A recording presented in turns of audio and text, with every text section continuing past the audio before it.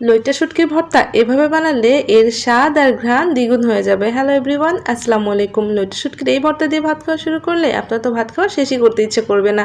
তো চলুন দেখি কিভাবে এই লইট্টা শুটকির ভর্তা বানিয়ে নিলাম। তো এর জন্য আমি 4টা লইট্টা শুটকি নিয়ে নিয়েছি। লইট্টা শুটকিগুলোকে এখন পরিষ্কার করে কেটে নিচ্ছি। তো আপনারা আপনাদের সুবিধা মতো কেটে নেবেন। প্রথমে আমি মাথার দিকটা কেটে ফেলে দিয়েছি, তারপরে লইট্টা শুটকির যে পাখনাগুলো রয়েছে সেগুলোকে সুন্দরভাবে কেটে নিচ্ছি।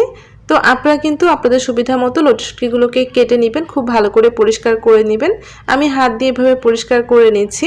এরপর শুটকি মাছটাকে এখন আমি ছোট ছোট টুকরো করে কেটে নিচ্ছি, ছোট ছোট পিস করে কেটে নিচ্ছি। তো আপনারা এটা বটি দিয়েও কেটে নিতে পারেন। আমি নাইফ দিয়ে ছোট ছোট টুকরো করে কেটে নিচ্ছি, আর নিচের দিকে পাখার যে লেজের অংশটা রয়েছে সেটা কেটে ফেলে দিয়েছি। তো এভাবে আমি 4টা লইট্টা শুটকি ছোট ছোট করে কেটে নিচ্ছি। তো 4টা মাছই এরকম আমি ছোট ছোট টুকরো করে কেটে নিয়েছি, আর বাকি যে পাখনা বা মাথার অংশটা সব কিন্তু আমি ফেলে দিচ্ছি। তো এগুলোকে আমি একটা বাটির মধ্যে তুলে নিচ্ছি। লইট্টা শুটকিগুলোকে এখন খুব ভালো করে ধুয়ে নিব। তার আগে আমি যে প্রসেসে করি সেটা আপনাদেরকে দেখাচ্ছি। চুলায় প্যান বসিয়ে দিয়েছি, তার মধ্যে লইট্টা শুটকিগুলো দিয়ে দিলাম। এটা কিন্তু আমি শুকনো অবস্থায় দিয়ে দিয়েছি। তারপর লইট্টা শুটকিগুলোকে আমি এখন চুলার আঁচটা বাড়িয়ে দিয়ে লালচে কালার করে ভেজে নিব। যতক্ষণ না লইট্টা শুটকিগুলো একটু লালচে কালার হয়ে যাচ্ছে ততক্ষণ কিন্তু ভাজতে হবে, আর চুলার আঁচটা বাড়িয়ে দিলে খুব দ্রুত ভাজা হয়ে যায়। তো যখন দেখবেন যে লইট্টা শুটকিগুলো লালচে কালার হয়ে গিয়েছে, সেই পর্যায়ে এর মধ্যে আমি দিয়ে দিচ্ছি পানি। একটু বেশি করে পানি দিয়ে দিয়েছি। এখন আমি এই লইট্টা শুটকিগুলোকে এই পানির মধ্যে একবার বলক তুলে ভালো করে জাল করে নিব। তো আমি এভাবে নেড়ে চেড়ে দিলাম, আর এটা বলক আসা পর্যন্ত আমি ওয়েট করছি। বলক চলে এসেছে। এখন আমি শুটকি মাছগুলোকে এভাবে একটু নেড়েচেড়ে দিয়ে চুলাটাকে বন্ধ করে দিব। একটা বলক আসলেই হয়ে যাবে, অনেকক্ষণ সময় ধরে জাল করে নিতে হবে না। তো এরকম বলক আসলে চুলাটা বন্ধ করে দিলাম। এখন আমি শুটকি মাছগুলোকে চুলা থেকে নামিয়ে খুব ভালো করে নর্মাল পানি দিয়ে ধুয়ে নিব। এভাবে শুটকি মাছ ধুয়ে নিলে মাছগুলো অনেক ভালোভাবে পরিষ্কার হয়ে যায়। দেখেন আমি খুব সুন্দর করে শুটকি মাছগুলোকে ধুয়ে নিয়েছি। এর মধ্যে যত ধরনের ময়লা ছিল সব কিন্তু বেরিয়ে গিয়েছে। এখন আমি শুটকি মাছগুলোকে একটা ছোট ব্লেন্ডারের জারের মধ্যে নিয়ে নিচ্ছি। দেখেন এর মধ্যে কিন্তু বেশ মোটা একটা কাঁটা রয়েছে। তো কাঁটাটা যাতে না থাকে এর জন্য আমি এই প্রসেসে কাজটা করে নিচ্ছি। তো সবটা আমি ব্লেন্ডারের জারের মধ্যে উঠিয়ে নিলাম। এখন ব্লেন্ডারে জাস্ট একবার ঘুরিয়ে নিয়ে আসছি। জাস্ট একবার ঘোরাবেন, অনেক বেশি ব্লেন্ড না, এরকম একটা ঝুরি ঝুরি ভাব বানানোর জন্য জাস্ট একবার ব্লেন্ডারটা ঘুরিয়ে নামিয়ে নেবেন। আর স্পিডটাও কিন্তু লো স্পিডে ঘুরিয়ে নেবেন, সেটাই ভালো হয়, যেহেতু মাছগুলো অনেক বেশি নরম থাকে ধুয়ে নেওয়ার পরে। তারপর দেখেন এরকম ঝুরি ঝুরি করে আমি নামিয়ে নিয়েছি। আর এরকম ঝুরি ঝুরি কিন্তু হতে হবে, একদম পেস্ট করে ফেলা যাবে না। তো আমি এখন চুলায় চলে যাচ্ছি। চুলায় প্যান বসিয়ে দিয়েছি, তার মধ্যে তেল দিয়ে দিচ্ছি। একটু বেশি করে তেল দিয়ে নেবেন। তেলটা গরম হয়ে আসলে এখন আমি এর মধ্যে দিয়ে দিচ্ছি একটু বেশি পরিমাণে রসুন কুচি। আপনারা আস্ত রসুনের কোয়াটাও এখানে দিতে পারেন, তবে রসুন কুচিটা দিলে দেখতে ভালো লাগে, খেতেও ভালো লাগে। তো রসুন কুচিটা হালকা একটু ভেজে নিচ্ছি। আর কাঁচা স্মেলটা যখন চলে যাবে তখন ওই যে হালকা করে ঝুরি করে রাখা লইট্টা মাছের শুটকিটা এর মধ্যে দিয়ে দিলাম। এখন আমি এই লইট্টা মাছের শুটকিটাকে অনবরত ভেজে নিব। যতক্ষণ না লইট্টা মাছের শুটকিটা একদম ঝুরঝুরে ভাব চলে আসছে, অনেক বেশি লালচে হচ্ছে, ততক্ষণ পর্যন্ত ভেজে নিব। তো কিছুক্ষণ এভাবে তেলের মধ্যে নেড়েচেড়ে ভেজে নিলেই দেখবেন যে শুটকিগুলো একটু মুচমুচে হয়ে গিয়েছে, আর এরকম একটা লালচে ভাব চলে এসেছে। শুটকি মাছটাই দেখেন, এটাই কিন্তু বেশি লালচে হবে। রসুনগুলো দেখেন এখনো কিন্তু সাদা সাদা রয়েছে, কিন্তু খুব সুন্দর একটা ঘ্রাণ ছড়িয়ে পড়েছে রসুন আর শুটকি মাছের।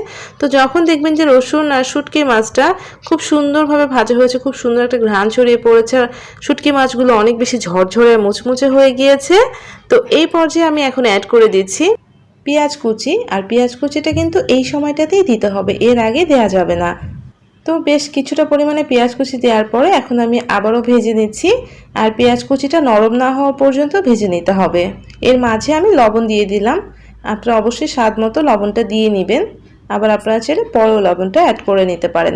এখন আমি কিছুক্ষণ ভেজে নিয়েছি। আর এই ফাঁকে আরেকটা জিনিস আপনাদের ভেজে দেখাচ্ছি। একটা প্যানের মধ্যে তেল দিয়ে দিয়েছি অল্প পরিমাণে। তো তেলটাকে গরম করে নিয়ে এখন এর মধ্যে আমি বেশ কিছু পরিমাণে শুকনো মরিচ দিয়ে দিয়েছি।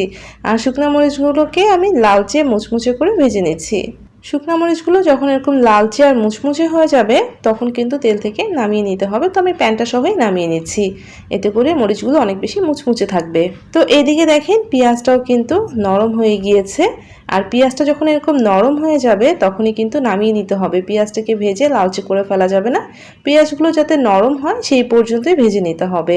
পেঁয়াজটা নরম হয়ে গিয়েছে, এখন আমি শুটকিটা নামিয়ে নিচ্ছি। একটা বাটনার মধ্যে আমি ভেজে রাখা শুকনো মরিচগুলো দিয়ে দিলাম। তারপর লবণ দিয়ে দিলাম, অবশ্যই ঝালটা বেশি দিতে হবে। এখন শুকনো মরিচটাকে ভালো করে বেটে নিচ্ছি। আপনারা কিন্তু হাত দিয়েও এই কাজটা করে নিতে পারেন। আমি শুকনো মরিচটাকে খুব ভালো করে বেটে নিয়েছি। এখন এর মধ্যে কিছুটা কাঁচা পেঁয়াজ কুচি দিয়ে দিলাম। কাঁচা পেঁয়াজ কুচি দেওয়ার পর এখন শুকনো মরিচের সাথে খুব ভালো করে একটু বেটে নিচ্ছি, যাতে কাঁচা পেঁয়াজটা কিছুটা সফট হয়ে যায়। দেখেন কাঁচা পেঁয়াজটা এরকম একটু সফট হয়ে যাবে। এখন এর মধ্যে আমি দিয়ে দিচ্ছি সামান্য একটু সরিষার তেল। সরিষার তেলটা দেওয়ার পরে খুব ভালো করে মিশিয়ে নিয়ে তারপর ভেজে রাখা শুটকি মাছটা দিয়ে দিচ্ছি। মানে শুটকি মাছ, পেঁয়াজ, রসুন একসাথে ভেজে নিয়েছিলাম, সেটা দিয়ে দিয়েছি। অবশ্যই লবণটা কিন্তু আপনারা স্বাদ মতো দিয়ে নেবেন। তো সবটা দিয়েছি। এখন আমি বাটার মধ্যে বেটে নিয়েছি। আপনারা এটা হাত দিয়েও মেখে নিতে পারেন, আবার চাইলে পাটায়ও পিষে নিতে পারেন। তো এটা আমি জাস্ট পেঁয়াজটাকে ডলে নিলাম, আর বাটা হলে কিছুটা সরষের তেল অ্যাড করে দিলাম।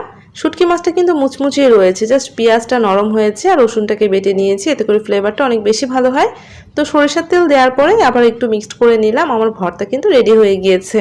এই ভর্তাটা আপনি পাটেও পিষে নিতে পারেন, আবার চাইলে এভাবে বাটনায় করে নিতে পারেন, আবার হাত দিয়ে মেখে নিলেও কিন্তু বেশ ভালো লাগে খেতে। এখন আমি ভর্তাটা সার্ভ করে নিচ্ছি। তো এই ভর্তাটা একদমই ইউনিক একটা ভর্তা রেসিপি, খুব সহজে বানিয়ে নেওয়া যায়। আর এভাবে বানালে এর স্বাদ আর ঘ্রাণ কিন্তু দ্বিগুণ হয়ে থাকে। ভাত খাওয়া শুরু করলে আপনার শেষই করতে ইচ্ছে করবে না। দেখেন আমি কিন্তু ভাত নিয়ে বসে গিয়েছি। তো রেসিপি ভালো লাগলে প্লিজ একটা লাইক দিতে ভুলবেন না। আর কে কে এভাবে লইট্টা শুটকির ভর্তা করেন অবশ্যই কমেন্ট করে জানাবেন। তার সাথে অবশ্যই আমার চ্যানেলটা সাবস্ক্রাইব করে আমার সাথেই থাকবেন। সবাই অনেক ভালো থাকবেন। আল্লাহ হাফেজ।